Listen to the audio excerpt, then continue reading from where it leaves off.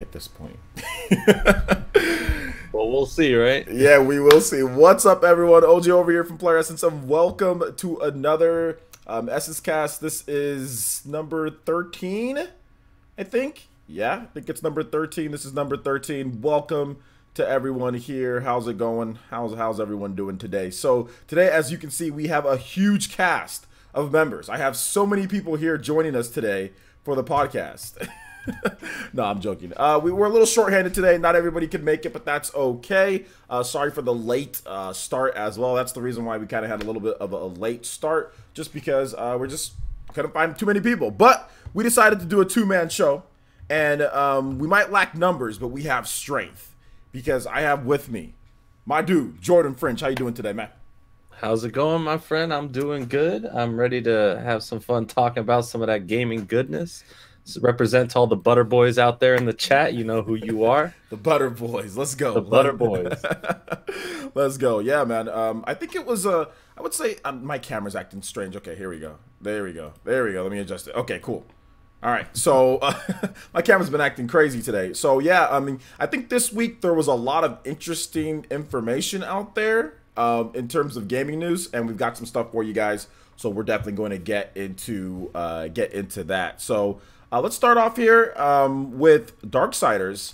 So actually, no, let's start off with some new games that we've been playing, because a certain game came out, and it's called Octopath Captain Toad Travel Treasure Tracker. I call him Taisho Captain Booty Tracker. That's my new name for that Booty game. Tracker. Yeah, Love Booty it. Tracker. Yeah, Taisho. I mean, I'd be more inclined to play that game. Yeah, well, booty as in like loot, you know, like fish in the sea. Oh, that. Yeah. So I mean, yeah. then maybe I'll skip it now. Yeah, Taisho, the cat.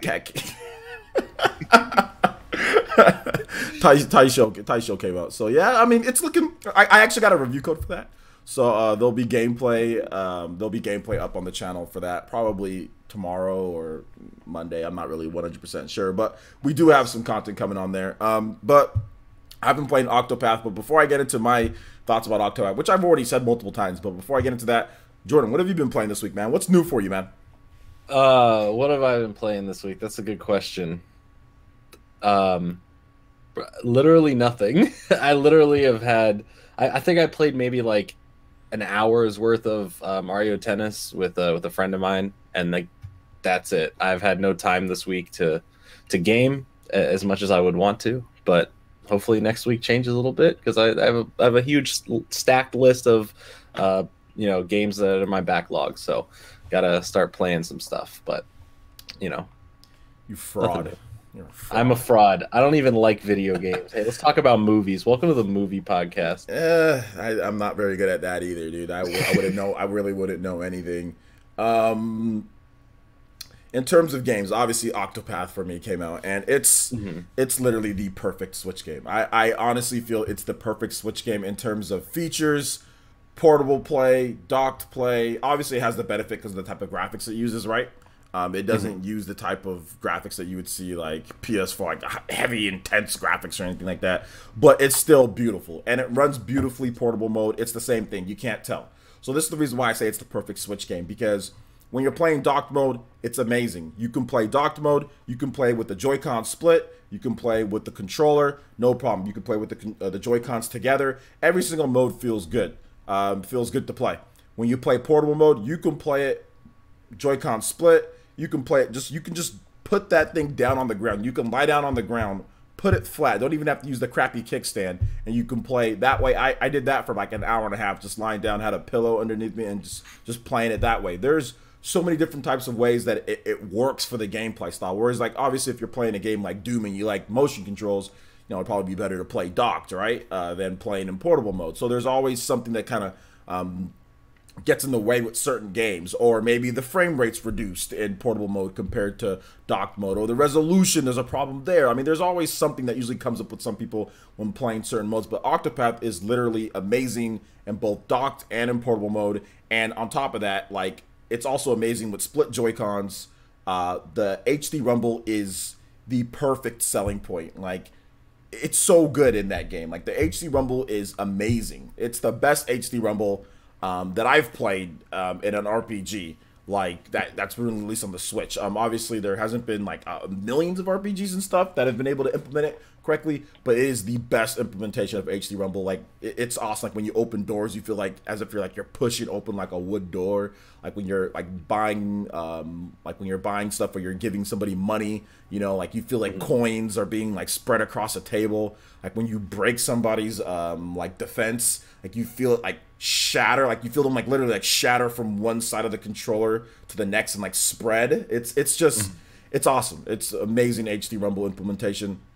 Nice. And yeah, I'm very, very impressed. Which it was already good in the demo, but they even just fine-tuned it just a little bit more. Even like different weapons have different breaking HD Rumble. Like if you break somebody with a certain weapon, like an axe, it's going to feel a little bit and slightly different when you break them with like a magic spell or when you break them with something else. So very, very very, very good. Very, very good. I recommend everybody to go out there and pick up this game. It's phenomenal. If you like old school RPGs, this one is right up your alley. It's great, but it has a lot of new implementations as well too. A lot of new stuff is in there too, so it's really good. Shout outs to Devin DeVore hitting us with that subscription. Thank you so much. Welcome to the Elite Ninja Village Player Essence. Everyone in chat, please welcome Devin.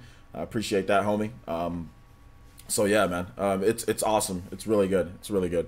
In terms of other games, I did pick up some. I did get a review code for Hand of Fate 2, and this is probably one of the most unique games on the Switch. I think it's a rogue style game, so it's like each run that you do. I think it is because I didn't see like the saving thing, and I didn't get a chance to play too much of it. But it controls like a Dark Souls or like not Assassin's Creed, but like a Dark Souls or like an action game. Like you literally play out your fate in your hand, and then like you pick cards, like certain stuff happens, and then you get put in that scenario, and then you go from there. Yeah, it's crazy. So like it's basically what happens to you is based on what decisions you make and the hand that you're dealt. So it's very, very interesting, very, very interesting game. So probably a lot of replay value with that style of game. So I'm really looking forward to playing some more of Hand of Fate 2. I'll probably stream it tomorrow when I get an opportunity, or more Octopath. I'll probably do Octopath. What am I talking about?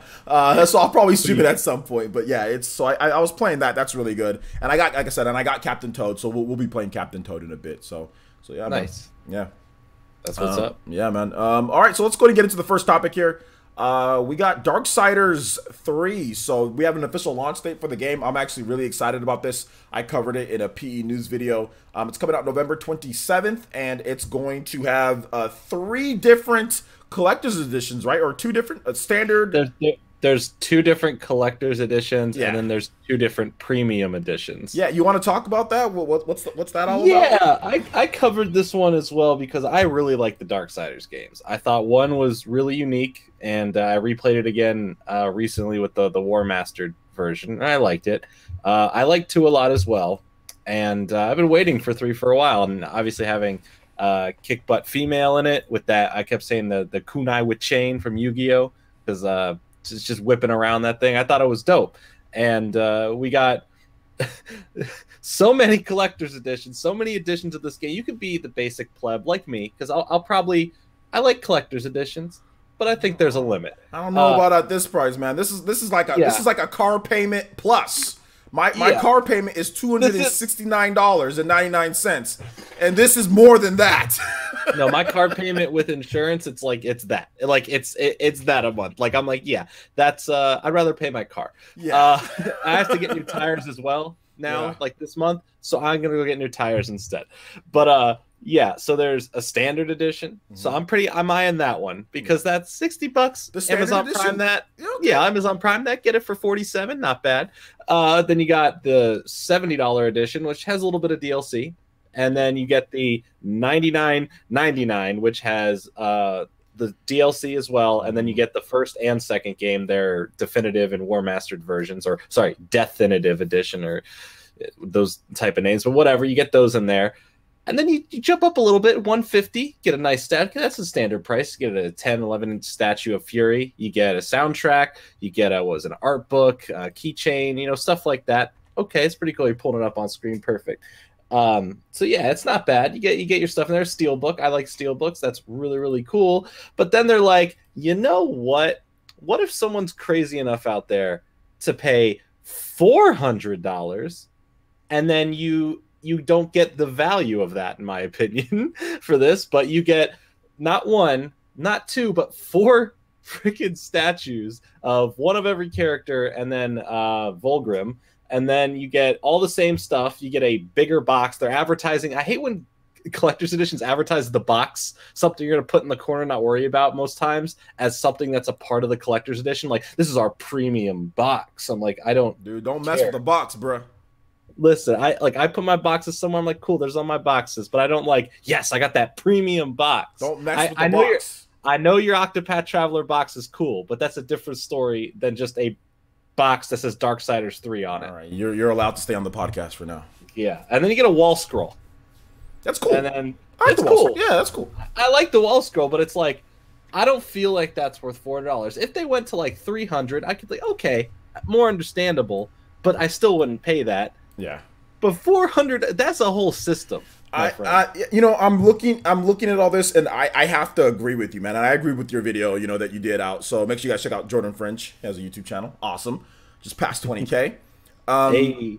And he talked about this, and I agree with all your points, man. I mean, like, $400. I mean, it seems cool, don't get me wrong. Like, all this stuff is cool, but for these type of figurines, I mean, I get it. These are going to be collectors, and you might be able to flip this sometime down the line. But if this game is a flop, man, it could end up like a lot of these other collector's editions that come out with these crazy things, like the Wolfenstein, you know. I mean, Wolfenstein wasn't a flop, but the collector's edition was kind of a flop, you know. And then it ends up being like $40 later, you know. So, I mean, it could turn into something like great, but then it also could turn into something like, okay, wow, this was just a colossal waste of money for this. And with a game like Darksiders, like, it's not like it's the biggest, hottest thing on the market. I always think of Darksiders as that one game that a lot of people know about, but a portion of that played it and liked it. Like, I don't think Darksiders is as big as this collector's edition's making it seem. Like, this feels like it's for a very niche market of someone who's like, I just can't get enough of Darksiders. I need it. This is like way more than like the God of War one, right? Like, you could get a God of War PS4, like a PS4 Pro for the same price, you know? Like, it's insane. And like, obviously, I mean, this is great stuff, but this is not worth a God of War PS4 Pro. That comes with a physical copy of the game too, by the way, guys. I think that's actually a cool thing. Yeah, it was $400 for that God of War PS4, and even if you want like the collector's edition for like the God of War on the PS4, that was nowhere near $400. I think that was like 150. Yeah, which is 150. The statue's this big. It's really well made. You get a steel book. You get all these little small trinkets and statues. You get this little head that like talks. Like, it comes with a bunch of stuff, a map, all that great stuff. I honestly feel that they should have done this separate. You know what I'm saying? Like, they should have made it like $150, and then like if you want, like, you can buy these things extra. I mean, I don't know.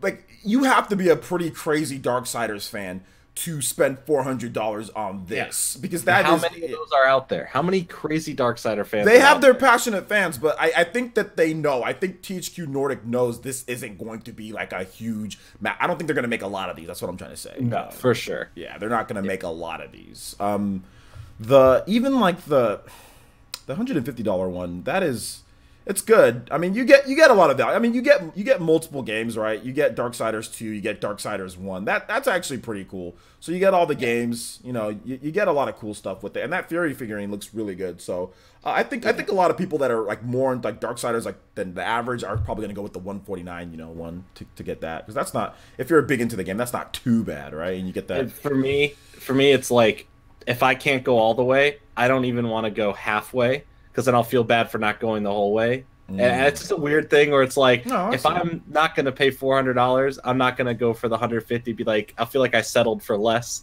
and only got one statue, and I'll feel incomplete in my statue collection. I don't know. It's a weird thing. So it's like, if I'm not going to pay $400, I'll just get the standard edition. Yeah, I see what you're saying. I think some people had the same thing with the Legend of Zelda one, you know, where there was like a standard, then there was like, I think it was like 100, and then there was like a 150. You know? Yeah. And like, but that like 150, you got like a lot of cool stuff. Like you got like the Master Sword, you know, you got all sorts of cool stuff. You want to know the funniest thing? When I was in Seattle, Washington, Alex and I, my buddy Alex, we got invited to Nintendo's headquarters, right? And we went in, and we saw their gift shop, their secret elusive gift shop in there.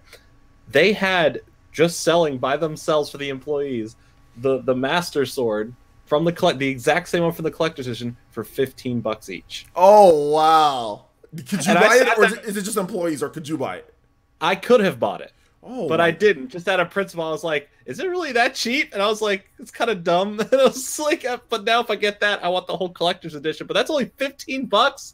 That's ridiculous. That's so cheap. I was like, okay, that's probably gonna be like 30, 40, 50 at the highest. So like, no, we've 15. We've been hoofwingled. We've been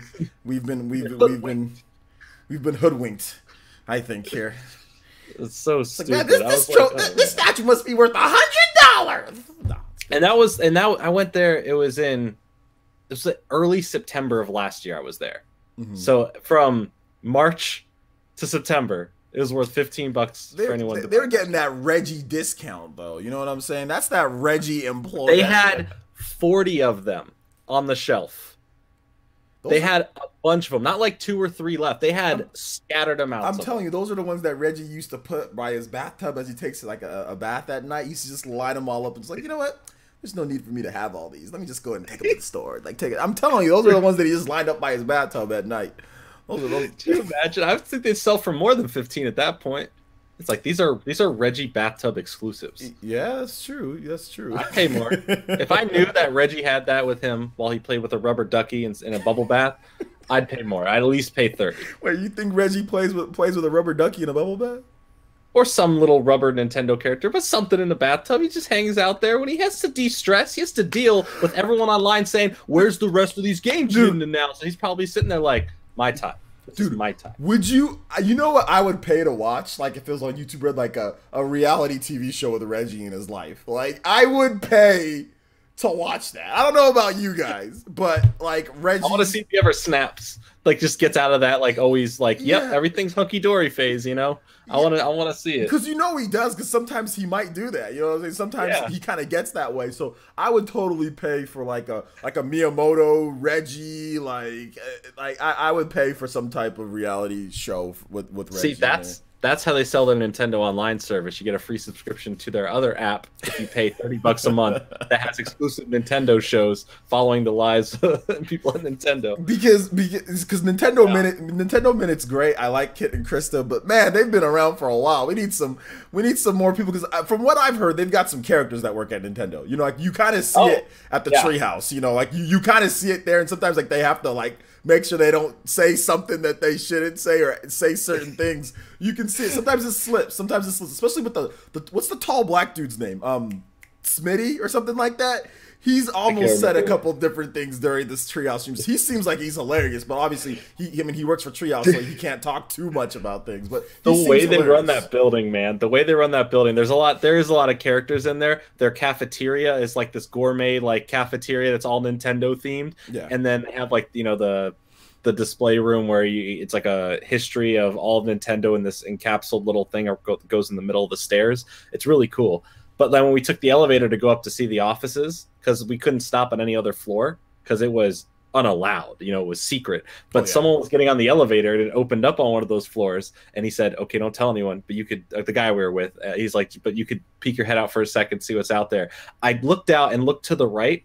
There is the biggest room I've ever seen, filled with every Nintendo game collectible. I'm not talking about games, but every rare collectible from every single game, just mass stockpiled from all the years, like Pikmin exclusives, Pokemon exclusives, just scattered throughout this room. I'm actually getting really nervous that we're even talking about this. Like, is Nintendo's Ninjas gonna like? Is this too much information? Ninjas, come find me. Come here. Go kill Jordan. He lives in the East Coast. Please stay away from me. I thought they'd stop by here first since it's closer. You know what I'm saying? And then head over to the East Coast. But you could just see it'd just be like people in a plane, like with the door open, ready to parachute, and then just sharpening their knives, just getting ready. You just all of a sudden you hear me go and the stream just cuts. I thought you were going to say like when you peeked your head in there, like Reggie smacked, like, you know, B slapped you across the face. As soon as you peeked your head in there, somebody just smacked the hell out of you. That's a story time video. Story time. Reggie literally slapped me in the face like, at Nintendo. He's like, no peeking. No peek. And he with his force, he closes the elevator doors. No, that was a trip. That whole place, man, it was cool. Yeah, good stuff. I don't know how we deviated into that from Darksiders, but hey, I don't even remember. Oh, we got into Zelda's Collector's Edition. Oh yeah, that's and then we got into the store. All right. We're back on track. My bad. Back on track, Chris Farley. Back on track. All right, let's go. Back on track. So we're gonna move on to what was the next topic? Do you remember? I gotta pull up my Twitter. Hold on. I have my Twitter. I thought maybe you'd be organized and you'd be able to run this thing. And you I got it right here. See, that over 900 Switch games thing. Oh, okay, cool.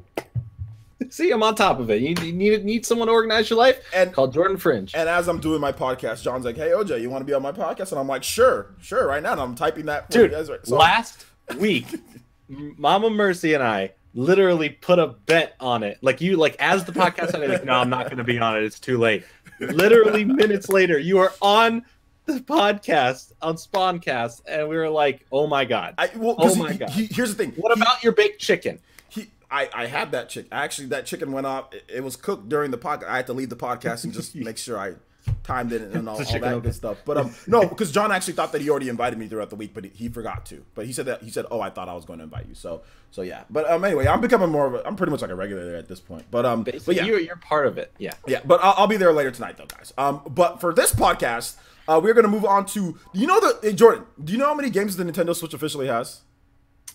Like right now? Yes. Like, give me, what's your best guess? Everybody in the chat here, what's you guys, and who hasn't seen it, what's your best guess that how many games? We know that there's over 900, but how many games? Not over 900? There is over 900 games. There's not over 1,000. Okay. There's not 1,000. There's not exactly 900. And physical. Somewhere in between. Digital and physical. Digital and physical. It's between 900 and 1,000? Yeah. 972. Okay. Confirmed. 972. Markel Hawthorne says it's over 9,000, which I knew somebody would say.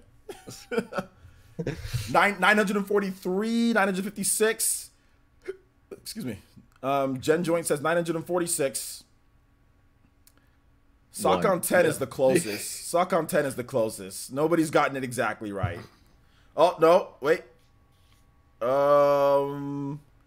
Yeah, nobody's gotten it right. Okay, so here's the exact amount. The exact amount is 924 games are currently available on the Nintendo Switch. 924 games. Now, with 846 of those games being available in North America. So we have a selection of 846 games, and I think that's the reason why everyone's been recently been complaining about the eShop and its organization, right? Like, it's getting harder to organize things and see what you want to get and stuff like that. But Nintendo's done some things, like they've put like a recommended tab in there. They've put best sellers. So if you don't know what you want, obviously you can go to there.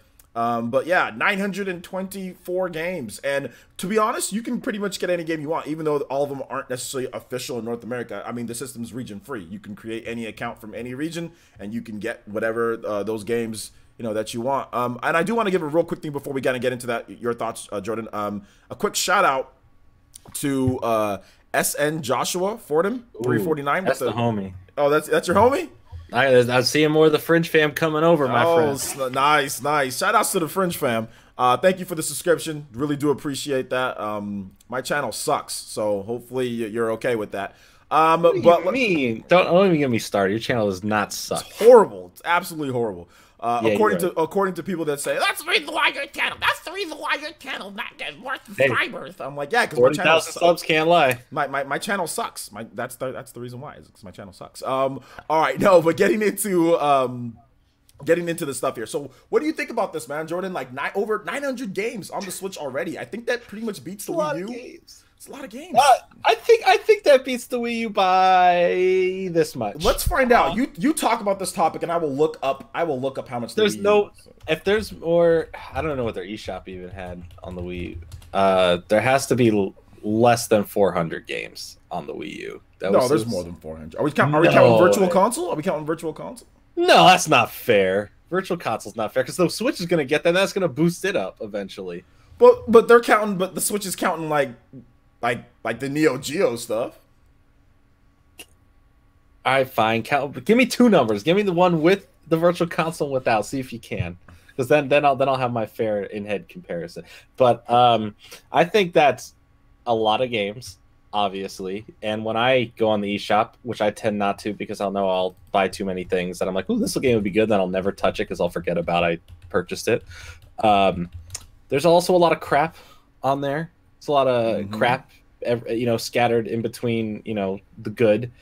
And even with the other tabs, I still find it kind of difficult to find games. Like I was watching a video where someone pointed out that if you typed in, maybe it's fixed now, but like just typing in search for Mario, before you're done typing Mario, when you're at MAR, you think that Mario with Nintendo should be the first thing that pops up on there, right?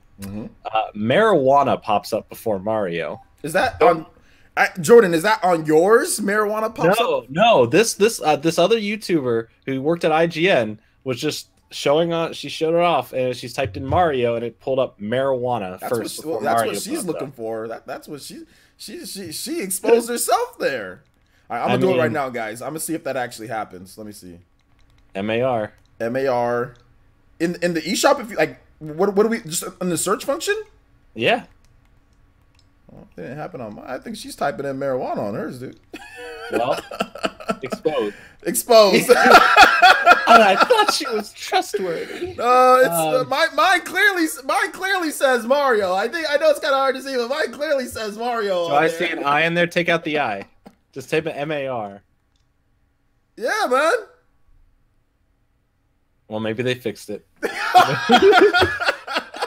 I don't know, man. But all you kids on the eShop searching up that wacky tobacco, you better stop it. Yeah, You're ruining this wholesome console. I can see what you're talking about, though. When I type it in and I type in Mario, the first thing that pops up is Mario Tennis Aces, which is supposed to be Mario Tennis Aces, then Mario Kart 8 Deluxe, then Arcade Archives versus New Super Mario Bros, Super Mario Odyssey. The fact that Super Mario Odyssey doesn't, I think it's in Super Mario Odyssey probably should be above Mario Kart 8, but maybe because Mario Kart 8. I think Mario Odyssey should still be at number 1 since it's the big Mario game. I guess don't even about Mario's Tennis, but it's Mario Odyssey. Tennis Aces just came out. I think that's what the thing is there since it just came out. But anyway, yeah, maybe that happened there. Maybe there's. I mean, Nintendo does update the eShop pretty. Sometimes they do like stealth updates to where they don't even say anything, and like stuff just gets updated on the eShop.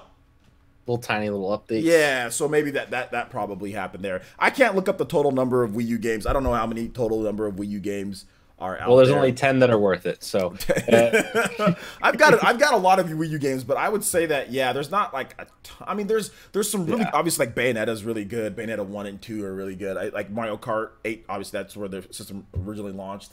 With it, I think Super Mario 3D World's great. There's some great stuff. It's just that it was just so spread out. It was just so spread out. So, all right. Well, in terms of my opinion on this, I think that it's cool.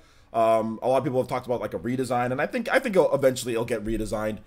I think, and also I wanted to talk about this too. Now there was like an article, there was a story the other day saying that Nintendo wants to release 20 to 30 indie games a week, and I thought that that's impossible. I didn't think that that's possible. But then I start thinking like, okay, well, maybe there's that many people who want to develop on the Switch, like that many independent developers, like everybody wants to develop on the Switch. And like literally, you've got people that if you worked on a smartphone, you can essentially get your game like done in like a couple weeks, like if you have a smartphone game, putting it on Switch is very, very simple. So I think that's where the flood of these games are coming, and people are saying, oh no, don't allow all this stuff. But Nintendo, I think what Nintendo's looking at is like, well, our customers are smart. Like they're not going to buy the crap, and we get royalties from all this crap. You know what I'm saying? Yeah. So I think that's what they're looking at it from. But I don't even know if that's real. Like I thought that was maybe like it was like lost in translation, like 20 to 30 indie games a week. I don't even know if that's possible. Like in my opinion. You know how many games in 1 year that would be? And without doing math right now, if you do 20 games at the lowest, 1,040 new eShop games on the Switch. That's insane. But if you go on that high end, in 1 year, 52 weeks, my friends, that is 1,560 games. There's crowding the market. There's no way. There's no way. That's disgusting. That's too much. Because for every time there's that really good big game, there's going to be 30,000 clones of it following that bury the good game. And then it's gonna make all these developers like, yes, we can make so much money by being on the Switch, not make that money because there's too much other stuff for people to buy. And they're gonna be like, well, abandon the Switch. And then it's just gonna go to another, like, oh, the Switch to fit, our games aren't selling anymore because you overcrowded it. I think the good games will always sell, though. That's the thing. I think the good. I see what you're saying. I think the good games will sell so, because of the recommended tab, because of the eShop bestsellers tab. I mean, people literally go to those and buy games like Hollow Knight. People started hearing about Hollow Knight, like that had like zero hype before it launched on Switch. And remember, Nintendo just kind of dropped it out of nowhere on there. People started hearing, oh, Hollow Knight's selling well. Okay, I'm gonna buy Hollow Knight. Okay, I'm gonna buy Hollow Knight. Okay, I'm gonna buy Hollow Knight. Like, there's a lot of like Me Too type of people, which is not bad. And I use that. I probably use that pretty wrong. Yeah, me also. That's the difference. Me also. There's a lot of people on the Switch that do that. Like Enter the Gungeon is another game like that. When that came out, like nobody was really, that wasn't on the radar. It came out, and all of a sudden, what's this game? Oh, one person plays it, and the next person plays it. Then all of a sudden, they got 70,000 sales in like a week or two, and then it's actually back in the top 20 now because the new DLC's coming out for it. So what we're seeing is that the good games are still selling. But I see your point though. Like eventually, yeah, there's gonna be like, wow, there's so many games on here. Maybe the good games get buried by something. So we got to be savvy as consumers. We got to be savvy. You got to make sure that you're savvy. You got to use the tools that are there. But I think if Nintendo's going to do that, they got to have a plan. I don't think they're going to keep it the way it is because the eShop has been evolving. Like the eShop, when it launched, is not the same eShop at this point. But what happens when you have? Because I've seen this happen on like the iPhone, and obviously a lot of games that are on like iPhone and Android have already and will be making their way, to the Switch because they know that they can make a quick buck off of it. But what happens when they do the same thing they've done on handhelds before to get their game more noticed when they take, all right, we have in our budget a few $1,000s to buy our $1 or $2 game, keep buying it and rating it really high to fake put it on the best selling or recommended tab. So then that game and all these other developers keep doing that for all their quick like cash in games. It could ruin the other pages and push down all the other games that are gaining traction that now stop because these other games flooded the recommended and everyone keeps buying it. Like, oh, this is unrecommended. It's only $1. It must be great, but it could just be crap.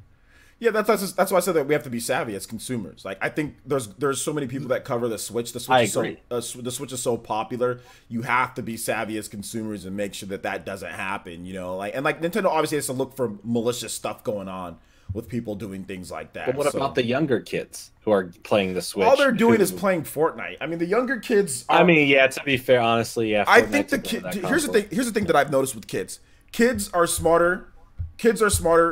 Just in general. They might not make the best decisions, but today's kids are smarter than when we were kids. And the reason why today's kids are smarter is because they have technology on their side. They can look up stuff in an instant. They're more adept. And guys, I know it seems blasphemous, but kids today are definitely smarter than kids that grew up beforehand because of the technology in terms of what they have. Like they have the technology, they have everything there. They're learning to use things quicker. Kids' brains are developing quicker because of those tools. There was no such thing as ABC mouse when I was a kid. My daughter has been on that. My daughter is literally 10 times smarter than I was, more intelligent than I was when I was a child because she's already advanced and I see this with tons of kids. So I think the kids of today, if anything, I think it's some of the older guys that are running into this problem with the eShop because from what I'm seeing from the kids that are out there, they're not having problems buying crappy games. You know what I'm saying? It seems to me like it's older people sometimes having problems with the crowd and older people complaining more so than the younger kids. The younger kids are like, all right, swipe, swipe, swipe. I know what I want. Bam, that's what I'm getting. I'm done. You know what I'm saying? Like, I am going to say that. But I see what you're saying. Maybe some kids, maybe they're really, like, the younger. But I'm talking about, like, the 10, 12, 11, 14. I honestly feel that those kids are pretty savvy with what they want. Like, when Fortnite came out, I want a Switch. I want Fortnite. That's that, Like, that's I want to get this $300 console to play a free game. Yeah, well, pretty much. Well, because that's all they're playing. Well, because Fortnite on mobile doesn't have like normal controls like yet. I don't think it does. Like it doesn't support the controllers yet. I don't think. So a lot of kids were like, okay, well, Fortnite's cool on mobile, but it sucks because like I'm playing Fortnite with the touchscreen. Yeah, that's not the way to you know, it's not a way to do it. But hey, whatever. Well, let's go ahead and move on to the next topic here. And we've got, let's see here, Super Smash Brothers. So apparently Nintendo is going to have more roster information coming closer to December, and they are undecided on DLC. So this was in an interview with Nintendo Treehouse boss Bill Trinen, and he said the question that Nintendo Life asked him was like, "Hey, are there any plans to announce characters between now and December, or is the finalized complete roster? Have they already announced like the finalized complete roster? Can we expect to see more at a later date?" And then Trinen just said, "We can answer that when we get closer to December." So essentially, he didn't really. That kind of confirms the release date a little bit. Well, I was right. We knew the release date. It's December 7th. Is that actually the release date? Yeah. I thought we never got a release date. No, I'm stupid, man. I thought they never said December. Anyway, hey, how's it going? My name's Jordan Finch, on top of the news all the time. Butter Boys unite. Thank you very much. Be here this weekend. Yeah, man. Remember to tip your OJs? Well. Throw some Kobe blasters. It's December 7th. It's December 7th, and knew it. And yeah, so but his answer though was slick. That was a Bill Trinen, like push like the glasses are like shiny, and then like you push the glasses up a little bit. That was a Bill Trinen answer, because he says we can answer that when we get closer to December. So that could be at any point when every day is closer to December. He says we can answer when we get closer to December. Well, closer to December. He turns around tomorrow. No, he waits like 5 minutes. Like, all right, we're closer to December. That's what I'm saying. That was like an anime, I don't know, like Death Note type of like answer. It's like he didn't. It was like he basically told him nothing but answered his question. It's like, when will we see you next? Later. Exactly. Oh, yeah, I mean, that makes sense. I'll see you at a later point. He didn't short him on words, though. Oh, we can answer that as we get closer to December. And as somebody who's asking a question, like, okay, yeah. And then that's when you think about it, like, I've been duped. Like, I've got nothing from that. Because you've got Trinen. Yeah, you got Trin Troll, because closer to December can be at any point. So he essentially gave them nothing. Like, oh, yeah, well, maybe in a month, or maybe, at this point, or maybe he didn't. He just said, as we get closer to December. So that can literally mean at any point. And I think Trin, he thought about that. Because like that's a ridiculous response, by the way. It's the perfect response, if I might say. It's so perfect on their end, and it leaves everyone going, "Wow, great! We're gonna hear something before." And then after he's gone, hey, wait a second. Come back here, my friend. I have questions, my friend. All of a sudden, you just see Trinen and he's gone. There's just a smoke and he's gone. He's gone. Yeah, man. And Mr. Nichols says in the chat, he's like, Bill's been doing this for a long time. He knows how to answer questions like that. Yeah, Bill Trinen definitely knows. If you follow him on Twitter, he's extremely intelligent. I think he's probably the most intelligent person that works at Nintendo. He's extremely intelligent, and he's very quick with words. So, but does he have bathtub hour with Reggie? No, he doesn't. I don't know if I want that.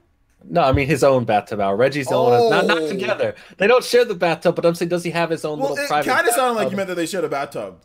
I mean, I'd also watch that as a reality show just to see. That's how they have business meetings. They all get in a giant bathtub together, the love seat bathtubs, like the saunas, like the Japanese saunas that are always in like the animes and stuff. Just like going. They get in the hot spring with the towel on their head. Yeah, the hot springs, like, dude. Did you bring what I told you to bring? Yep, the rubber ducky. Dude, every anime has some type of hot spring scene, and then there's always some type of women's hot spring is on this side, men's hot spring is on this side. Somebody's shenanigans. Yeah, more shenanigans are gonna happen here. Someone's gonna get caught peeking over. It's like, hey, don't do that. Oh no. Yeah. I mean, it even happened in Xenoblade Chronicles 2. Not like a dual hot tubs or sauna thing, but there was a hot tub type of scene deal there. So it always every hot spring sauna type of deal it happens. So I'm thinking that maybe Japan they do that too. Like maybe that's what happens. That's going on at Nintendo in Japan and everything like that. So yeah. All the higher-ups have to be trained in that art. So, I mean, in terms of, like, Super Smash Bros., what I think about this, I kind of said my thought. I think that we're going to get a Nintendo Direct. I think that we're going to get, like, a dedicated Nintendo Direct for Smash Brothers. Like, 50 new things. Because, like, remember, they did that, actually, with Smash Brothers for Wii U. Because Smash Brothers for 3DS launched first, and then Smash Brothers for Wii U launched after that. Mm-hmm. And they did 50 new things in Super Smash Brothers for Wii U. So I think that they're going to do that, but 50 new things or something like that in Super Smash Bros. Ultimate. And then they're going to go down all of the new things over Super Smash Bros. For Wii U. I think that's what we're going to get eventually at some point, you know. Yeah, Mr. Nichols saying the same thing. Like he's saying, yeah, like you can see like a big Smash Direct in November or something, you know, or something like that. So yeah. Let's see here. So you have anything else to add to that, or who is your outlier? Nothing, although like besides the rumors that we've heard about like some more like Donkey Kong characters and stuff like that. Yeah. What's your outlier character that you presume? Okay, nothing that you know. Yeah. I know what you're saying. Okay, I am going to go out on a limb and say that Chrono is finally. It's going to be Chrono. It's going to be some type of like another Square Enix character. Like I'm going to say Chrono. I'm going to say like Mallow or Gino. Somebody. No Mallow. How about Gino? Gino from like Super Mario RPG. Like I'm gonna go with somebody from there. That's like my. Nobody thought that could happen because those guys aren't popular enough character pick. And you know, Bomberman, obviously that was one of my picks, but that didn't make it in. But that is my surprise type of character. Like who's yours that you would think? I think that they're gonna build in this game, from all the rumors I've heard about it. I personally at this point thinking that they have almost all the main big mascots in the game. You have Mario, you have your Sonic, right? You have even Pac-Man. I call him an icon. You throw him in there. Oh, absolutely. Then you get your other mascots. You throw in that Crash and Spyro combo, right? Yeah. Wait, because that's been a rumor. Wait, but that's not happening. No, maybe. I was like, maybe. Yes. Wait, did you say Crash and Spyro? Yeah, Crash Spyro. Oh. But here's my outlier. Okay. This is how they bring him back. This is how they bring back the big one, guys. Are you ready? No point in sitting down. You'll stand right back up. It's Croc. Croc in The Legend of the Gobos, the classic PlayStation 1 game that's now owned by a separate guy who just has a lot of money and is not doing anything with it. He's bringing it back. Is that guy? What's his name? From the Minecraft guy? Notch? Nope. Oh, you said a guy that has a lot of money that's not doing anything. So I thought you were talking about Notch. There's a lot of people that do that. That's true. I would do that. If I had a lot of money, I'd just shut up and disappear. Yeah, pretty much. I literally would. I'd probably do that too. I'd probably just. I don't know what I do. I'd take a year to myself just to go live. Notch has so much money, he doesn't even know what to do with it. So let me see. Okay, what's the name of this game that you're talking about? Croc. C-R-O-C. Croc. Croc. Yeah, for the PlayStation 1 classic. Oh, the Croc Legends of... Yeah, I remember this guy. They're bringing back Croc. Yeah. So K19 in the chat knows Croc is owned by a crypto mining CEO right now. So bring it back. We're bringing back Croc, Legend of the Gobos boy himself, the one mascot that never got the love he deserved. Bring him back. We don't need Bubsy. All right, Bubsy's nothing compared to Croc. I see a Fox Interactive logo on here. That was back in the day. That was back in the day. That's when you know this game is old, when Fox was on here. Wow.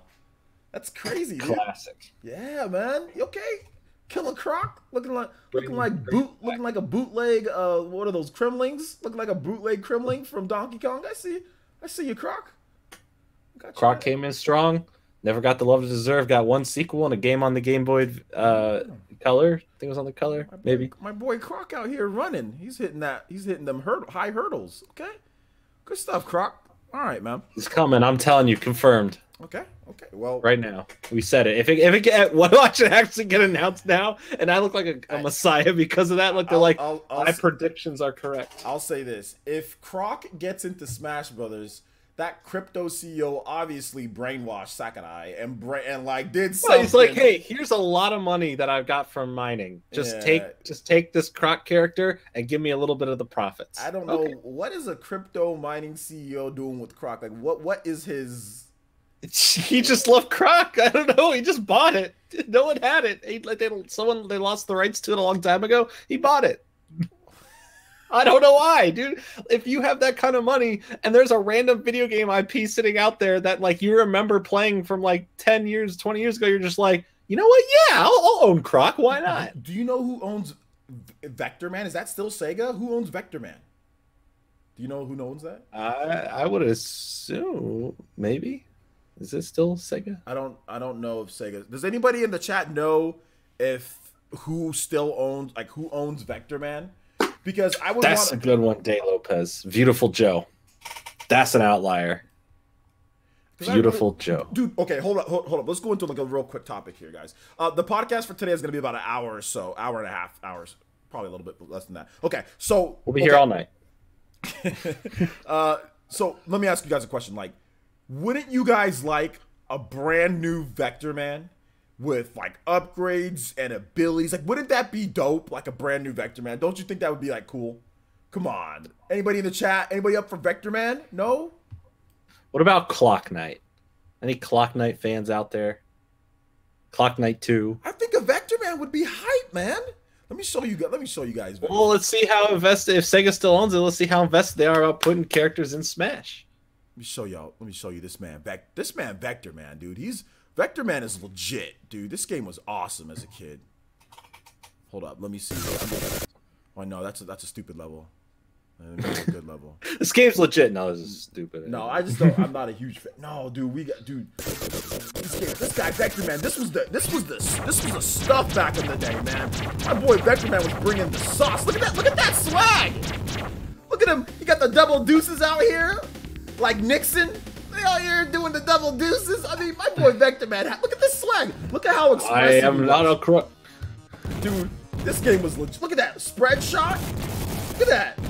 This game was dope back in the day. I don't care what anybody says. I used to love one. Man, I didn't have a Sega, so I had to go to my friend's house and play.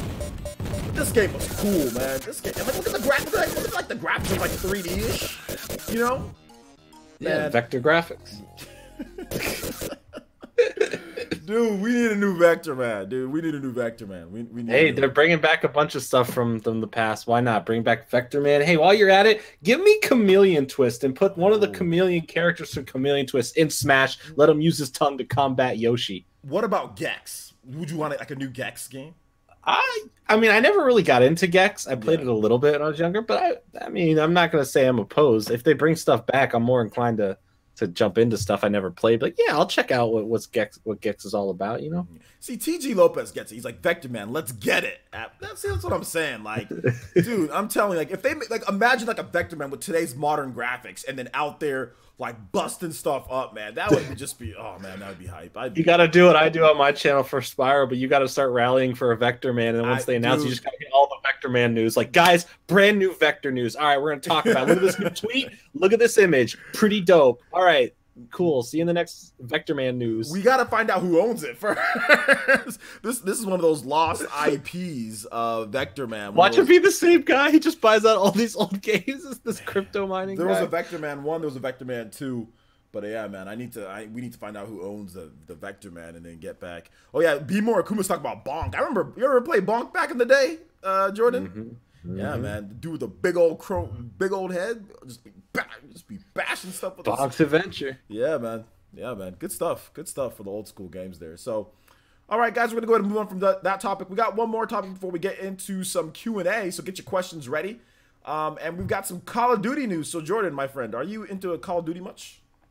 I feel like every year I still get it, and then I play it for a bit, and then I forget it until the next year's version. And that really happened with World War II last year. Like, I really wanted to play it. I was like, yes, this is awesome. I just stopped playing it. I don't know why. I played one match online, stopped playing it. I played 2 levels of the campaign, stopped playing it. I don't know if I moved on or just forgot about it, but I felt bad. But I just, there's no story in Black Ops 4. That kind of is a detractor for me. But because I would like to see them make up for Black Ops 3's terrible story. So I actually play the story mode. I enjoy the story modes. I think they're over the top, like Fast and Furious movies. It's just cheesy, over the top action. That's fun. I'm not the biggest online competitor when it comes to that game, but I'm looking forward to seeing what they're going to do, especially when they're going to be jumping in this late with a battle royale mode that I think they're way too late on the market for. And I think by that point, something else bigger or would have came out, or it's already going to be onto a new genre of games. That and Battlefield are just, hey, Battle Royale! Like, no. That ruins what the Call of Duty game is. It's a run and gun. on Call of Duty. But anyway, yeah, it's gonna be cool. So you don't like Call of Duty? Is that what you're trying to tell me? Is that Yeah, that was the runaround of saying. Sometimes I like it, sometimes I don't. You're not interested in these awesome beta times beta times that I'm about to tell you about? I'd play a beta, but okay. So let me tell you exactly when you can play this beta. So perfect. Go ahead. What systems do you have? Do you have all the systems, or what systems do you usually? I have all the systems, but the only one that's unplugged is my Xbox. Okay. So your Xbox, we're just gonna skip the Xbox. No, I'm joking. Okay, so PS4 has an exclusive. Okay, Jordan, it has an exclusive. Perfect. It starts on August 3rd at 10 a.m. PT, 1 a.m. Eastern time, and it ends at August 6th. 1 a.m. Yeah, ends at 1 a.m. Or no, yeah, 1 a.m. August 6th. Sorry. So no, you know what? I can't read. I can't read. 10 a.m. PT to 1 p.m. ET. There you go. That's when it starts, August 3rd, and then it closes down on August 6th. From 10 a.m. PT to 1 p.m. ET. So if you have a PS4, you'll be able to play this first. August 3rd. That's the date. Just remember August 3rd. That's the date when you'll be able to play Call of Duty Black Ops 4. Did I say Black Ops 3 when I announced this? I don't know. I don't even remember. That was like 10 minutes ago. I talked so long about Call of Duty. Call of Duty Black Ops 4 private multiplayer beta dates. So now if you're on Xbox One, you will be able to play PS4 and Xbox One.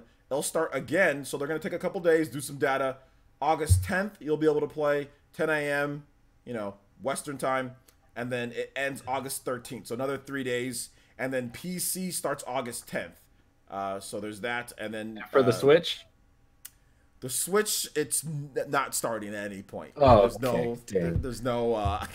Just when I thought Activision was trying to get just this when we all thought that the Switch was going to get something, it gets nothing. Yeah, there's no Switch version, guys. Despite what some people, I mean, there was some room. Just wait for that announcement. They're gonna bring it over, but they're only gonna bring the Battle Royale mode. Just you watch. They're gonna be like, yeah, here's the Battle Royale mode. It's free. They're going to bring that right to digital on the Switch at launch. Just you watch. Because they're going to try to get that Fortnite on Switch level. I think you're being serious right now, aren't you? You're being serious. I'm being 100% serious. Okay. That's the type of stuff I know they would do. I know they want to make that quick buck. Yeah, I feel it. I understand it.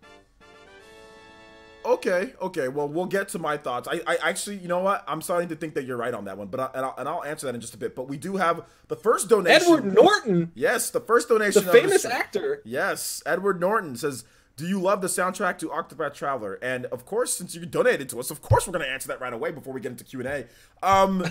Yes, I do. I do love the soundtrack to Octopath Traveler. It's actually really good. I like it a lot. I love the battle theme. The battle theme might be my favorite music so far. But just the game has such a calming, like, it reminds me, like, literally, like, I had a flashback. I had a dream that I was a kid again. Like I opened, like, we lived in this apartment, when I was a kid. I had 2 sisters and a brother. We were just like, I just remember, like, Saturday mornings, that was like the RPG days, because no school. I just remember we had this little ghetto silver TV, and I just remember playing Chrono Trigger on my Super Nintendo, playing Breath of Fire and losing because I sucked at Breath of Fire when I was a kid. Watching my brother play through games, like, it just reminded me, like, it brought me back to that. Like, I almost had, like, a tear down my eye when I was playing, because it was just so reminiscent of when I was a child, and just playing those style of games and not worrying about all the modern stuff that's in games today. So sometimes I get tired of it. Obviously, it's great to have modern stuff, but it just reminded me of that. And the music also, just the soundtrack is just majestic. It's amazing. So I feel so weird with video game soundtracks sometimes. It's like, I think there's some beautiful ones out there. There's some music that I absolutely love from video games, but I in most cases don't listen to it while I play the game. I literally am watching YouTube at the same time while playing most video games that don't have like a story with a bunch of dialogue and like there's stuff I have to consistently pay attention to. If it's all reading stuff, like a casual, like a regular type of RPG, I know like Octopath does have some voice acting, right? Mm-hmm. But like, if it was like just all, like if I'm playing Pokemon, I'm not playing with the volume up on my 3DS, right? Yeah. I'm playing with the volume off and I'm watching a YouTube video. Yeah. And if, like, I love the music, but I'll listen to it later.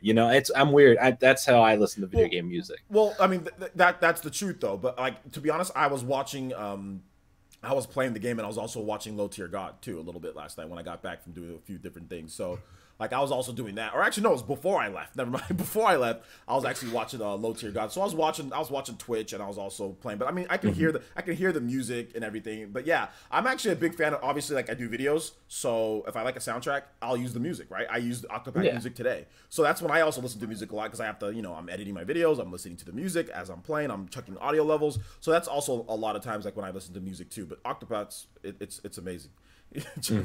Low Tier God. that guy's hilarious, by the way. His last night's live stream was the Low Tier God is the funniest, the best content creator most of you guys probably don't know about. Like the best content creator most of you guys probably don't. He is freaking, his live streams are so funny. He is hilarious. He is just absolutely hilarious. Check him out when you get an opportunity. Like, but it's not for kids. It's like 100% not for kids. So not safe for work, my friends. Not safe for work either. Like his language is just. But he's the, like I said, the best. I watch him almost anytime he puts out a video. He has a live stream. I'm on that. You guys want to know one of my favorite content creators outside of Jordan Fringe and my circle? Oh, you didn't have to say it. Don't try to give me that little opinion. Like, yeah, besides this guy right here sitting next to me. Huh? Outside of my circle, Low Tier God is the best content creator that I watch on YouTube. Outside of the circle of guys that I've worked with before, because like I talk to him on Twitter and stuff every now and then, but I don't do content with him. But anyway, yet. Can't be for sure about anything these days. Yeah, that's true. That's true. But yeah, man. So anything? I don't know how did we get here from? The Octopath that brought us there. But getting back to the beta dates. So are you gonna sign up for this beta, dude, for Call of Duty Black Ops 4? I may. Thanks to like all the Spyro stuff. Like I have the Activision PR, and they sent me information about it the other day. So I can get into the beta. So I may as well try it if I have the time to, right? See if I dig the changes. But this means no. This man's not gonna play it. No, I'll give it a try. If I have the time, I will sit down and actually give it a shot. This is what's gonna happen, dude. Something Spyro related is gonna happen during all these times. And he's gonna be like, Spyro and all this stuff, Spyro news, and the beta's over. Well. Oh, shucks, missed it. Well, I'll just probably pick it up when it comes out and forget about it, unfortunately. Here's the thing, though, man. Here's the thing. Like, it's hard for me to get excited for the games like this. Like, when we got stuff like Spyro, when we got stuff like Crash, when we've got stuff like Octopath, and we got stuff that just talks to me, like the essence of game, like fun. You know what I'm saying? Like, this Call of Duty it seems more like a chore than it is fun. It seems like it's too. It just doesn't remind me like I'm not trying to play games like that anymore. Like Call of Duty, it's great. Don't get me wrong. I know there's lots of people that have it, and I'm not trying to crap on the game here, but I couldn't care less too about the beta. I just wanted to make sure that you guys knew the times of it, because I know a lot of you guys were actually upset when the Call of Duty rumors weren't true for the Switch. I know a lot of because Call of Duty's always been on Nintendo systems, right? Like it's always. Yeah, I remember been playing Call of Duty 4 on my DS. Yeah, DS. It was on the GameCube. It was on the Wii. There was Call of Duty games there was 2 Call of Duty games even on the Wii U. There were 2 Call of Duty games. So the fact that it's been 2017 now 2018, no Call of Duty at all. It's a bit of a shock for Nintendo fans, because we did go out there, or fans went out there on the Wii particularly. Like, people bought that game. Like, those sold millions of copies. So it's not like there wasn't a fan base there. On it. So. Upper Nimbus, we would be able to have you on, but we're pretty much at the end of the show. So if you want to be on though next time, we'll definitely get you on next time, because we're not using Discord. We're using what are we using? Google Hangouts. Yeah, that one. Yeah, so we'll get you on next time, Upper Nimbus. 100% we'll get you on next time, because we're pretty much almost done, because we're gonna go into Q&A. So if you have a question, guys, let us know through their Q&A. But shout outs to Upper Nimbus with the $2 donation, and we'll definitely get you in next time, Upper Nimbus. But we're already an hour into the show. We're gonna be pretty much wrapped up here after Q&A.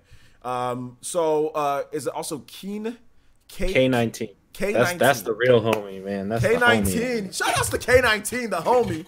It says, it seems that Sega owns the rights of Vector Man. The development company dissolved in 2001. Also, a reboot was going to be made for the PS2, but for unknown reasons, it was canceled. See, that's unfortunate because I would have really liked to have Vector Man on the PS2. Thank you for the details on that, K19. That's man. Why he's the homie. Yeah, he gets that information. He knows, man. Yeah, that's the the Hello Kitty game on the Switch. Yeah. Him and I and a couple others made a pact as a joke to buy it, and he is the #1 world champion in that game because no one's playing it. Is it online play for that? Nope. Oh. He's the #1 worldwide champion. Somehow he's the #1 worldwide champion with no online play. Okay, I got it. Yep. But shout out to the homie K19 with the first Streamlabs donation of the cast as well. So thank you, man. Appreciate that. So if you guys have some questions, let us know. Tag us at Player Essence. Sound off on some questions if you guys have them. We'll answer questions for another 15, 20 minutes. What some questions? So yeah, man. Shout out to Upper Nimbus, man. Yeah. I know you joined late, but yeah, next time, dude, we can have you on, no problem, because we are actually we're a little slim, as you can see here. So yeah, man. Thanks. I have lost a couple pounds this week. Yeah, man. I noticed. I know you talked about that last week. That you were losing a couple pounds. I am also been losing a few pounds too. Because that baked chicken. Yeah, dude, the baked chicken. I'm eating fish. I'm less chips. Stuff like that, and your boy is training for that one for all. I will be one for all ready. If you don't watch My Hero Academia, you have no idea what I'm talking about. Nope, but I understand. But I will be ready for one for all by this fall, guys. Trust me. You guys will see the one for all. Dang, Let's dude, go. You just dropped some dope lyrics right there. That was a good rhyme. Was it? What's the album? It's one for all this fall. Yeah, one for all this fall, man. Yeah, there you go. One for all this fall. It's called My Hero Academia, brother edition.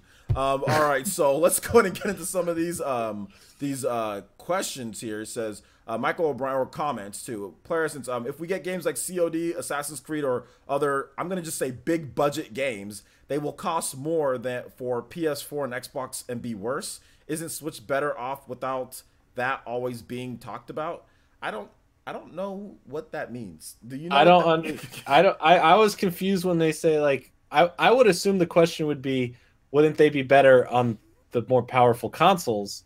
And would we be worse off getting the lower tier versions on the Switch? I thought that's what he was going to go for. Yeah, I think that's what he's saying. He does like the talk about, oh, well, the Switch gets the inferior version, like Wolfenstein, like people talk about that. But no, I don't think the Switch is better off having less games. No, I don't think that's ever a good thing, especially if it's a quality game. People think that Wolfenstein is quality. Switch is better off, even if it's not as good as the PS4 and Xbox One, it's still better off getting that game, you know. The fact, like, I honestly at this point have no problem double dipping in game, getting like another game, another version of, say, a Call of Duty, just because I can take it on the go. That is now my selling point. I first told myself when I got the console, I'm never traveling with this $300 device. That's stupid. I'll break it. Every trip I go on, it saves everything. Love it. I'm on the plane, I'm bored, pull it out. I'm on a bus. I'm not on a bus a lot, but if I were on a bus, I'd be sitting there playing my Switch because it's incredible. I can take that powerful thing anywhere. Yeah, that's the thing, because that's the kicker with the Switch, is that you can play games anywhere, you know. So it's always better to have it than not have it. Fantasy Thinker Fan says, Player Essence, we never got to hear your thoughts on the COD Battle Royale mode coming to the Switch at launch. What do you think? Yeah, okay, yeah, I actually skipped that. Yeah, Jordan, I think you're on to something, man. I think maybe they do that because of the Fortnite Paladin. Well, Paladins isn't free to play, but people, I mean, it's in the top 30 in sales, so that's good. And then Warframe's coming free, you know?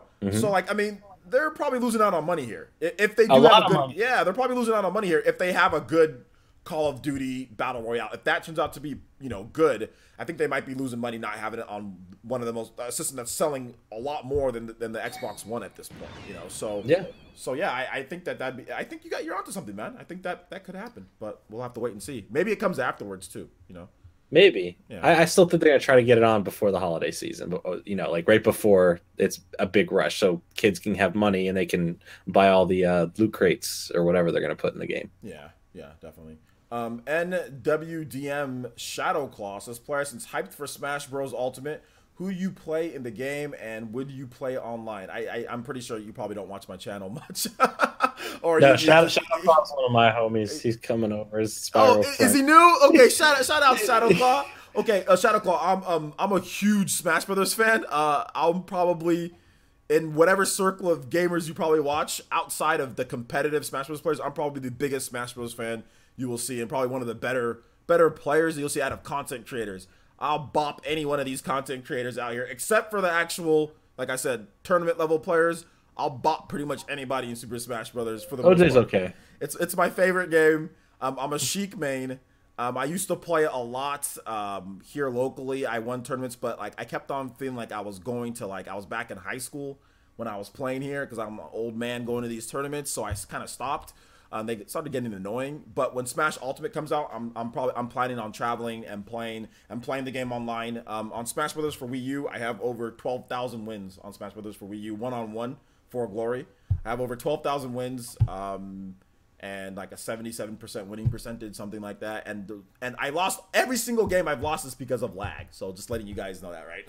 Oh yeah. Every single game I've lost is because of lag. Just wait till Croc comes out and I main Croc. You're done. I would have 100% winning percentage if it wasn't for the lag in Super Smash Brothers for you. No, I'm joking there. No, but I'm a huge Smash Brothers fan. Sheik is my main. That's my girl. I've been playing her since Brawl. And then Wolf was my main in Super Smash Brothers Brawl. He got cut in Super Smash Brothers for Wii U, so I picked up Fox more. I picked up Palutena. Palutena's trash, but I still use her.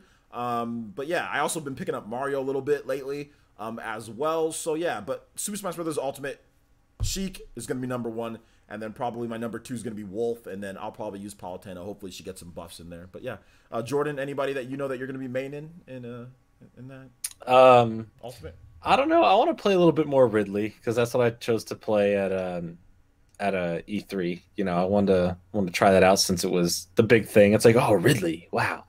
I don't know.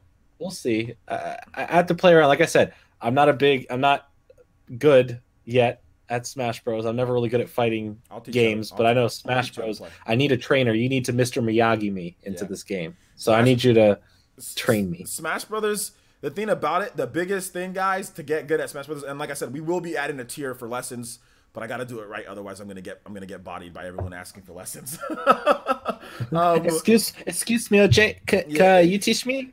But I'll definitely we're gonna be doing some Smash stuff. But the biggest thing, guys, is pacing and anticipation. I think the biggest problem with people learning Smash Brothers today is that you've been playing one way forever. Then all of a sudden, the competitive side of Smash Brothers is becoming more and more mainstream. More and more people are like realizing that, oh snap, Smash Brothers is actually like a lot of stuff that you can do. Even though like Melee, there was competitive Melee, like, people didn't do it like they do it like right now. So like this is at the height of Smash Brothers popularity when it comes to actually being good and not just throwing items at each other and blowing each other up and stuff like that. So that's the biggest problem. And a lot of people just aren't good at Smash Brothers because of that, because they've never played it that way, but they want to get good. So I'll be helping you guys out. So look forward to more details there. It's really just about not leaving yourself open, if that just makes sense. Spacing, not leaving yourself open, and movement. Those are the biggest things. Because Smash Brothers, there's no complex combos to remember. You know, like all the moves are like a direction and one button. You know, that's simple. There you go. And I'm definitely Link Zelda says, OJ, you ain't ready to get bodied in Smash Ultimate. You're not botting me in Smash Ultimate. You're not botting me in Smash 4. You're not botting me at all. Nobody from this chat here. Nobody in this chat here can body me in Smash Brothers. I'll tell you guys that right now. Not a single, unless Zero shows up out of nowhere or a PGR player shows up. Nobody in this chat's bodying me at all, ever. Not with my main. Maybe if I'm using like Shulk or something like that. Maybe if I'm using like I got boot dunked today by Cluis when he was using Ganon and I was using Shulk. So maybe you might be able to bot me when I'm using somebody lane. But with Sheik, I don't get bodied when I use Sheik. That's not happening. Yet. Yeah. All right, so let's go to get into the next question here. Yellow Kazoo keeps spamming her question about Ghost Trick, so let's go ahead and answer that. The Yellow Kazoo says, Fluorescence, what do you think about Ghost Trick and or a sequel coming to the Switch? She's literally asked me this question like almost every single time. Was that a DS game? Yeah. Or is that yeah, oh, you play as why? She loves Ghost Trick. She thinks it's the greatest thing ever. I think that's such like an obscure choice. A game like that, honestly, like Nintendo or like no one's really thinking about. Like it's interesting. I think it's a Capcom game. Is it? Yeah, Capcom. It's a good game. Okay. I never played it, but I remember hearing about it when it came out. I saw stuff on it. No, it's a good game. It's a good game. Well, who knows? You never. Hey, weirder things have happened. Yeah, it's a good game. We'll have to wait and see. I don't. It's Capcom, so you can't trust Capcom. So yeah. K19 donated another $2.50. Shout out to the homie K19 with another $2.50. And he says also the owner of Croc was a shareholder for Argonaut Games, the developer of the games. Also, the company was the one that made the Super FX chip. Croc was pitched to Nintendo to be a 3D Yoshi game, but Shigeru said no. Man, my boy out here like bringing the stats. My boy facts. knows. My boy knows. Hey, that's why when people say, "Hey, do you prefer Croc or Yoshi?" I'm like, get me out, get Yoshi trash out of here. This is the original Yoshi. This is Croc. Does K19 have a channel? Yeah, he has a channel. Okay, can you link his channel in the chat? Yeah, he's commenting here in the chat. I'll link it for him. Yeah. Shout outs to K19. Thanks, man. Thanks for being the homie. I appreciate the donations. Check out K19's channel. Looks like this guy has a lot of. Does he do? What's his? Is it like information? Like, tell me he does information. This guy should be like. No, like, but like, he should. yeah. But he's really smart the way he wires stuff up. He did a live stream once where he was playing Super Mario Odyssey, but with a Guitar Hero controller. Nah, he don't need to be doing that. No, this man he did that, and he was doing the hardest level in the game. I know that's cool, but this dude needs to be like, like the gaming historian. Like the guys, like this guy needs to be one of those guys. Like he should. Yeah, I agree. He should. Yeah, man. I mean, it's all good. I mean, if you're playing like Super Mario Odyssey with Guitar Hero controls or bongos or whatever you're doing, man. But it seems like you're really interested into the history of gaming. So I mean, I think that would be cool to hear. I'm gonna subscribe, but that'd be cool to hear you talk about stuff like that. I'll force him. I'll send him some messages later. Like, hey, get working. Get working on that stuff, man. But shout outs to K19. You guys check out my boy K19, his channel, looking pretty good here. I just subscribed myself. Also, shout outs to Christian the Dragon with a $5 donation. Also, all the homies are here, man. Yeah, all the Spy Bros. Yo, all the Spy Bros. Spyro is my bro, man. Hey, shout out to all the Spy Bros. Is that your shirt? Let's go. Yeah. Shout out to the Fringe fam coming through. Yo, the Fringe fam. Yo, just subscribe. Thank you, Christian the Dragon. Thank you for the $5 donation. Yo, your fam brings the dividends too, my man. They bring the Spyro bucks. What do you? They bring the gems. What do you click this? Are those gems? They bring in the gems. He's Christian the Dragon. Says, what was your least favorite moment you've gone through in Smash, other than the lag? What was your more hated moment of Smash so far? Okay, yeah, I'd probably say outside of lag. Lag is the most annoying thing, but I would say, I would say dealing with Diddy Kong when Smash 4 first launched. The hoo-ha. I don't know if you guys ever heard about the hoo-ha. But this. Wait, what kind of hoo-ha are we talking about? that's my first question. Because I'm not Smash. So basically, player, I want to know about this hoo-ha. What the hoo-ha was that Diddy Kong, he'd have a combo. When Diddy Kong, he has a banana, right? So Diddy Kong can pull out a banana peel. He can throw it at you. You slip. You fall. You're open. There's all sorts of stuff. There's all sorts of bad things that you can happen to you. But the hoo-ha was essentially a guarantee. Diddy Kong grabs you. He down throws you. You get bounced in an angle to where it's perfect for Diddy Kong to jump up and just up air you. So up and the A button, or up and the standard attack button. And it was like a spark attack. It was like an attack that kills. It was a kill move in Smash Brothers, because like at some point every character has certain moves that are gonna kill at certain percentages. And this move killed extremely early. And then you factor on rage. So if Diddy Kong was at, let's just say 100%. And, you were like, I'm a Sheik player, right? So Sheik is light. I'm like at 75%. He can hoo-ha me and kill me. Even though I'm like he can just hoo-ha me. Like, and they call it like the hoo, and then you get bouncing ha, and then you get hit. So they called it the hoo-ha. And that was I don't understand what's happening. There's hoo-has, there's bananas, there's people bouncing around. I'm just more confused than anything. But yes. Diddy Kong's hoo-ha confirmed to come back for Smash. That was the most annoying thing in Smash 4. I know people like to say Sheik and like just getting like fared to death and stuff like that, but at least Sheik had a good weakness, that she was light. At least you could kill Sheik early. But the hoo-ha was definitely the most annoying thing. Also, I think the hoo-ha also contributed to you guys all know Zero, right? Zero, the Super Smash Brothers player. He won the Invitational. I watched it there on the big screen at E3. Yeah, so Zero. He's a legendary FGC player, legendary Smash Brothers player. the best Smash Brothers 4 player in the world. I think partly because of the hoo-ha, he was so dominant in tournament, you had literally no chance. Like, in the hoo-ha days, you had no shot at beating Zero. Like, he won like 50 tournaments in a row, you know, and it was, a lot of it was due to the hoo-ha. No, Zero's great. He's always going to win tournaments. But the hoo-ha, I'm not going to say it carried him, because it didn't. Trust me, you guys know I'm a big Zero fan. But Jesus, man, the hoo-ha. It was crazy. It was absolutely crazy. Dude, that's the thing you have to say. That's like you're talking about haters on your channel. It's like, hoo-ha to the haters, dude. Yeah, just down throw, then just up. It was down throw, and like, it was so funny the way that it was made up, because they were at a tournament, and then whenever somebody would be like they down throw, somebody would just go, like, I think his name was Static Manny. I don't know what he goes by now, but I know he's like a Smash Brothers player, and he's like a Dragon Ball Fighters player, and he just, at one tournament, he was like, whoo, and then like and then Zero would hit somebody, and he'd be like, ha.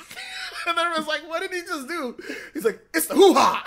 And then that just took off. Everybody just started saying hoo-ha. But then it got nerfed, though. It got nerfed. Oh, man. So it was funny. But yeah, that's the most. Gotta love the hoo-ha. Gotta love the hoo-ha. And like, you go online, you be getting hoo-ha. You be just running into Diddy Kong players, just bouncing you off the ground and knocking you out at just like crazy early percentages. Like, I remember I saw like, I saw like Marth die like at 80, you know, with the hoo-ha. Like with Diddy like at 75. I was like, okay, that's ridiculous. Marth is one of the heavier characters in the game. Like, how are you going to sit here and be able to kill Marth at 80%? No way, you know, off the top. So it was just,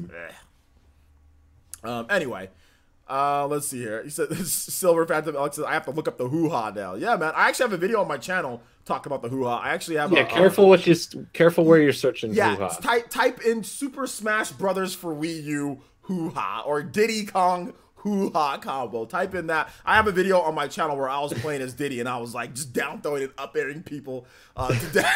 Like, I'm just like bam, bam, bam. Just like, it's so easy to do it, you know, like back in the hoo-ha days, dude. Yeah. So yo, 23 likes to get to 100. Can we do it? There's 100. Can we do it? We got a few more minutes. No, y'all didn't like. Can we do it? Got this. Watch. Just blink. It'll go up. You just got to blink. I did this on my stream yesterday. I blinked and it was all like up like so much. 23 for 100. Goes up. Ryu Kage says, player essence, what characters do you like to play as but feel they are trash competitively? My favorite to play is Little Mac, but I'm trash with them. Yeah, dude. I love to play as Palutena. Palutena is literally, she's worse than Little Mac. She's actually a lot worse than Little Mac. Palutena is a horrible character in Smash Brothers. Smash 4. Because that's the only game that she's in terms of fighting games with Smash. But I love her. She's a great. I don't think there's anybody that says that Palutena isn't fun to play as. She's a very fun character to use. She has interesting tilts. They're kind of slow, but I mean you can use them in different situations, ledge traps, get ups, things like that. She has a lot of power. Like Palutena's really powerful. Like her up air kills, her back air kills. Like, you know, obviously all of her smash attacks are super laggy, but they're really powerful. She has guaranteed combos to where like follow-ups after her down throw. Like with forward air, you can catch people with air dodges and your up smash. You can catch people with neutral air. You know, like she's just fun. Everybody that uses Palutena for the most part, I'm like on a competitive level, I'll say that she's great. She's a great character like to use, but she's just horrible. But she's super fun to use. Like, and at first I didn't like her because like, man, like she moves kind of weird. She's kind of slow, but she's extremely fun to use. Once you actually know her bread and butter, Palutena is amazing. She's the most fun character to use in Smash Brothers, in my opinion. But she's horrible. The tilts slow, the smash attacks slow. Her speed is kind of slow. Neutral B is not the best. Some of her specials aren't the best. She has a reflector, that's good. She has good recovery, but she's just not a very good character. Not a very good character. So yeah. What about you, Jordan? I don't really play. Okay, well there you go. I want, but I just don't play. So you wouldn't know. You wouldn't know. But are you gonna get ultimate? Yeah, I'm gonna get ultimate for sure. I don't want to be out of the loop. I want to jump in. You know, I want to be a part of it. I'm tired of being on the outside. Everyone having so much fun on the inside. I sit there and I go, I'll just hang out at the party near the get some drink, get some chips. You guys play. If they put Spyro in, I know you for a fact you're gonna. Oh, dude, wherever Spyro goes, they can push Spyro. All of a sudden, Call of Duty, playing Call of Duty every day. Jordan Fringe is in the championship versus Zero, and he beats him with Spyro. I should make a literal documentary. It's like, guys, I want to be the best player of this game in the world, and here is my 1-year journey of training and beating the world championship. I think if Spyro was in there, I think you'd seriously consider it. Like... Oh, honest, 100%. I think that'd be the coolest thing ever. Could you imagine? He won with a new character. Yeah. What? If Chrono, here's my guarantee to you guys. If Chrono is in Smash Brothers, I guarantee you guys I will be at a top 8 at a good sized tournament, like streamed with good announcers, like with I guarantee you, if Chrono is in this game and he's solid, I guarantee you I will train and I will be at a top 8 at one of those. I don't care what anybody says. He's putting it out there. I'm putting it out there. If Chrono is in this game, I will be at a top 8 playing against like freaking Nairo or somebody like that. It's happening. If not, Smash Bros. Tattoo.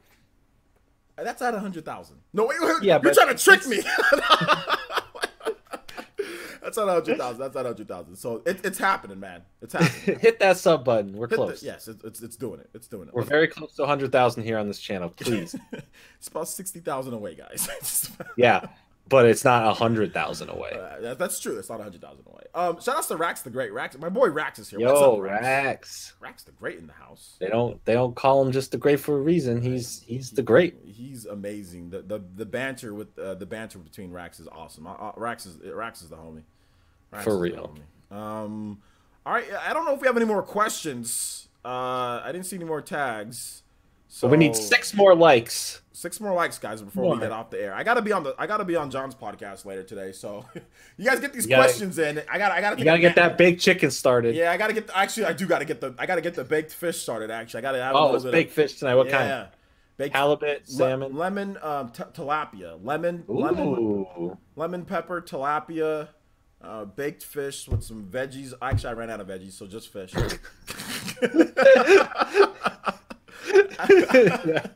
I'm not going to the store tonight, man.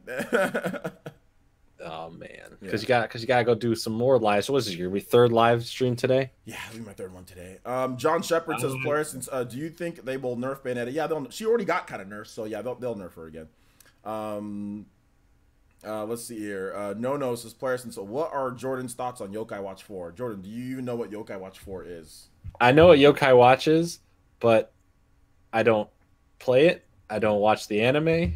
I don't know. It's if that was when I was a kid. If I was a kid again, like when Pokemon and Yu-Gi-Oh hit me, maybe I'd be really into it. But since I'm so stuck in the 90s and when that stuff hit me, there's no way I could. Every time I see a show like that, I'm like, I've seen it before, and in my generation, it's different. I don't hate on it. It's just Level 5 thinks that the anime is the key to people to watch, and like I don't think Level 5 understands that people don't give a crap about the anime in terms of when it comes to the video game. We just want the game, but they keep on, let's get the anime in English. They keep on doing this weirdo stuff with and I think it's really hindering the process of Yokai Watch becoming popular here in the States.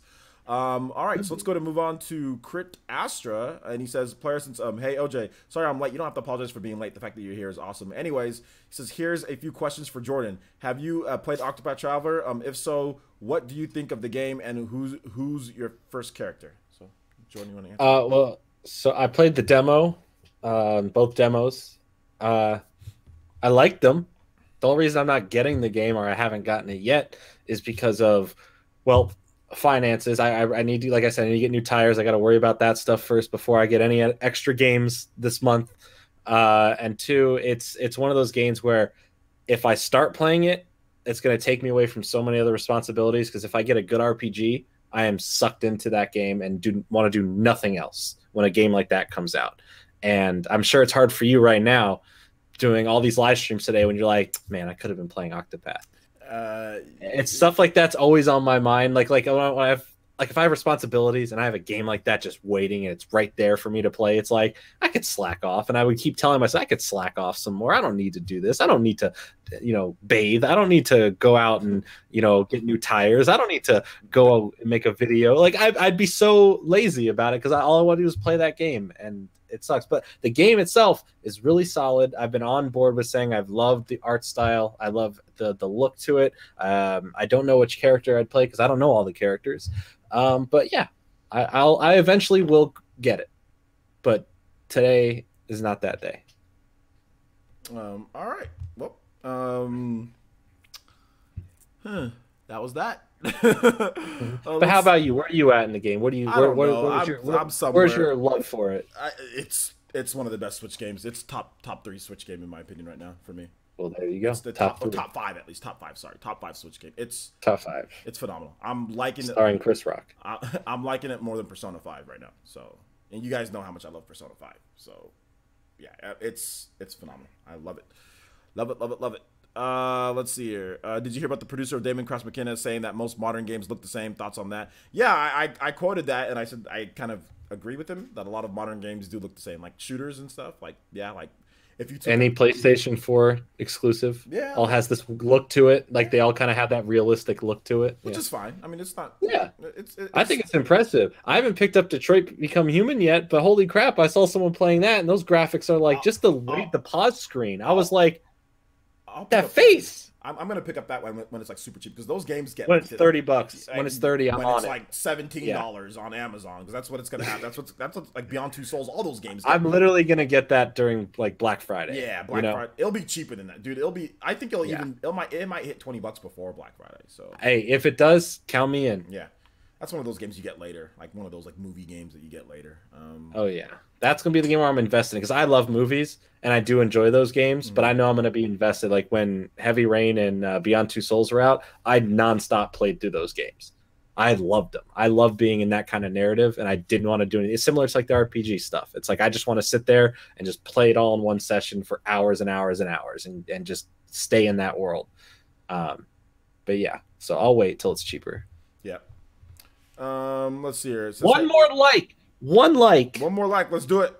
One like for the Butter Boys. I'll answer one more question here, guys. This one from 1983. 1983 Nick. One says, "Hey players, says why don't they bring Tekken Tag 2 to the Switch? Because they have Pokken and Pokken's doing a lot better. So what about Pokken Tag Tournament? Tekken Tag 2 didn't do the best on the Switch, or sorry, on the Wii U. Pokken Tag. Pokken Tag. I think they do have a Pokken like tag mode in the game. They have a 3-on-3. Well, they lost their chance to sell it again. I think the biggest reason why, guys, is that if Bandai Namco is gonna dedicate resources to the Switch, it's gonna be with Pokken because like fans just like Pokken a lot more. I mean, let me tell you guys something. Pokken on the Wii U and on the Switch is actually somewhere near sales of Tekken 7 on the PS4, Xbox One, and PC. Think about that for a second. The sales of Pokken on the Wii U and the Switch are actually in the ballpark of Tekken 7 sales. Never underestimate Pokemon. Yeah, so if they're going to like put resources into something, it's going to be a Pokken tournament too. It's not going to be a Tekken Tag 2 or like they're not going to waste their time with that. They're just going to be like, why do that when we can make Pokken and make way more money? Like why waste our 6 months of the year or 7 months or however long it takes to get a port? Why waste that time when we can put that time and effort and money into making Pokken Tournament 2 with like 30 to 40 new, like 40 Pokemon fighters in there, better mechanics on like all that stuff? Because like people just like Pokken more. So why even waste time with Tekken when Pokken is so much more popular for Nintendo fans than Tekken? So, I mean, yeah, that'd be great. The Wii U version was really good, but I mean, Pokken on the Wii U and the Switch destroyed Tekken, in terms of sales. And the fact that it's somewhere even close to Tekken 7 on an install base of 100 million plus, is insane. Like, Pokken's really good. Like, in terms of a fighting game, it's really good. It's really popular with the fans. So, and the thing about people didn't buy that game, Pokken, because there wasn't enough Pokemon. So imagine if they put out Pokken Tournament 2 and it has 40 Pokemon in there, and then like DLC brings it up to like. I still say that's not enough. I say bring them all 800 plus of them. Bring them all. They're all OJ. I'm telling you, they've rendered them all already. They've rendered every single Pokemon for the Switch database. The Switch database, man. So yeah, I mean, so imagine. I think that if they're gonna spend their resources, they're gonna spend it on Pokken Tournament 2, not Tekken at all. So there you go. Yeah. Yeah, so and bring some Yu-Gi-Oh games to the Switch, why don't you, Konami? Do something good for once. Konami, what are they doing with Yu-Gi-Oh? Yu-Gi-Oh would be pretty good on the Switch. Wait, I think it's about time. Is there a Yu-Gi-Oh game on the Switch? There's not on the Switch that I know of, but Yu-Gi-Oh's the nostalgic side of Yu-Gi-Oh has been picking back up because they release a lot of retro products again recently over the last year. So cash in on that. Pokemon is right now. Cash in on that, Yu-Gi-Oh! Come on, Konami. All right, Make that money. Bring me some classic Yu-Gi-Oh! All right, guys. Well, we're going to go ahead and wrap it up for this podcast here. It went for about an hour 30. So thank you to all of the new subscribers, the Fringe gang.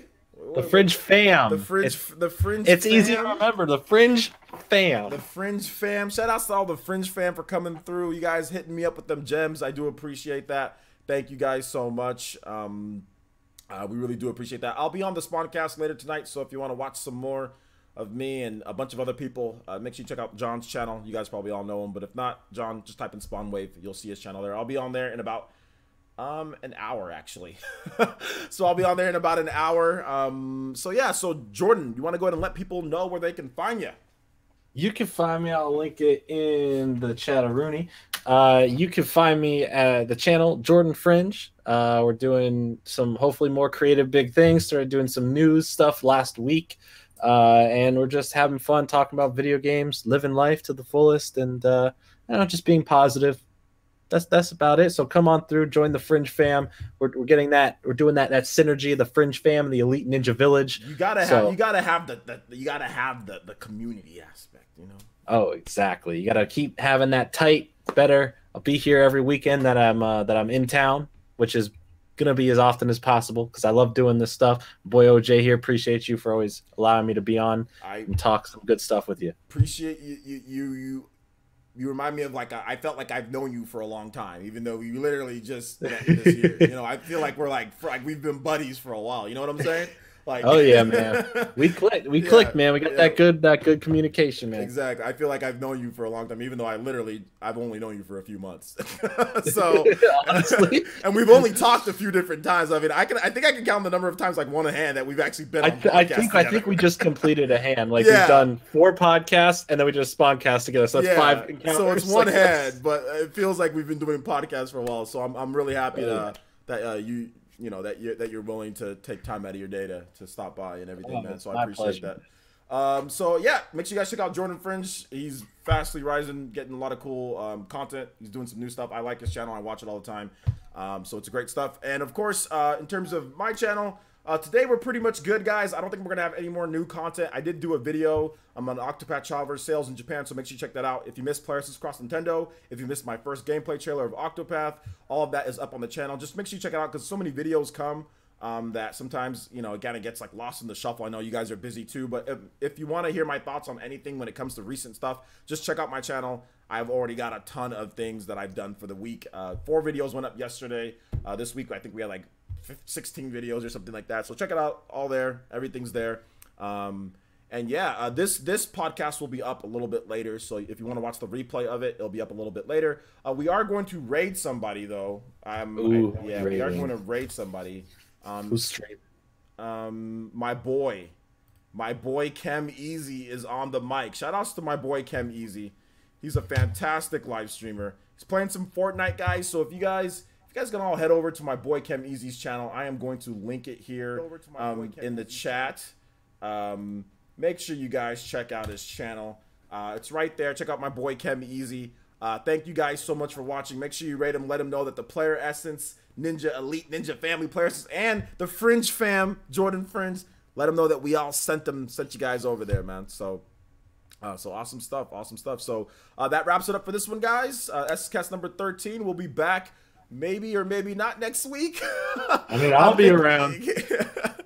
We'll have to wait and see. I am changing some things up, guys. We're doing new PE Arena. I am changing up the schedule because the schedule right now, we have too much redundancy. So I'll talk about that in an update video. We'll have a Player Essence update, whatever version I'm at. So we'll have an update for the channel update because there's been a lot of redundancy. I'm doing a lot of podcasts where I'm talking about the exact same things. So we will have we'll be redoing some stuff, but Jordan's going to be on the channel pretty much a lot. So we'll have Jordan on. So awesome stuff there. So thank you guys so much for watching. I do appreciate it. Thank you for the subscriptions, the Fringe fam, all the donations. Thank you guys so much. Upper Nimbus, Edward, thank you guys. Appreciate it. And we will see you guys later. If you're going to join us on the Spawncast, we'll all be there later. So thank you so much.